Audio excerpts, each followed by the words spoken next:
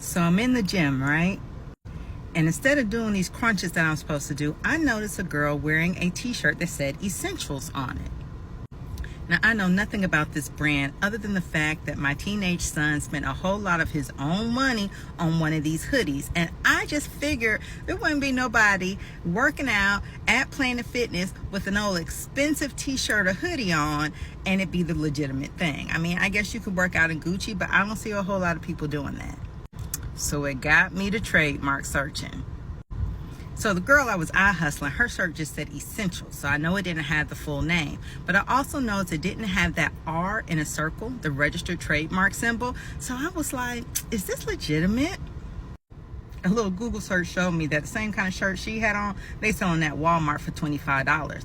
So how does this other brand, Essentials Fear God, who's selling their shirts for a whole lot more, stop companies like Walmart and whoever's making this from Walmart from infringing on their brand? Because frankly, if you have a whole lot of shirts that say Essential, people may think that this $25 shirt is that $75 shirt you can get from Nordstrom's.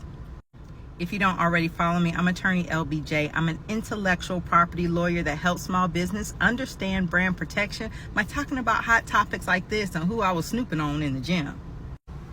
So of course, the next place I went was over to the United States Patent and Trademark Office and looked for the brand.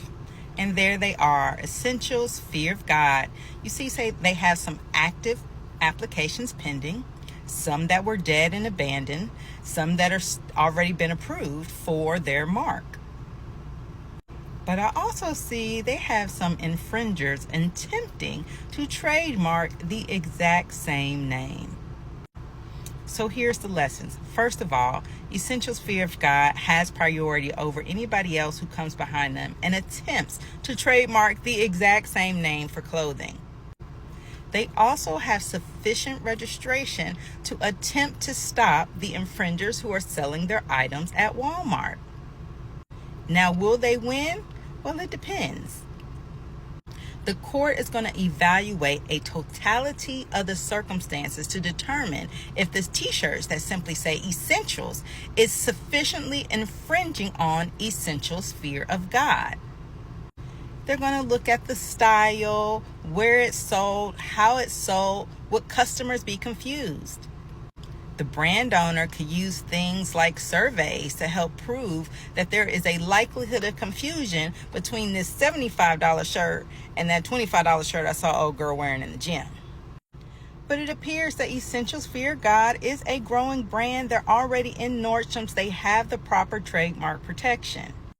Now it's going to be up to them to prosecute their brand. That means going after potential infringers, starting with a cease and desist letter and moving towards litigation or cancellation of other trademarks if that is necessary. Remember, as a trademark owner, there are no trademark police. They're not going to go after your brand infringers for you. You have to be watching it, and then you have to be active. But if you successfully beat an infringer, the potential for damages can be high.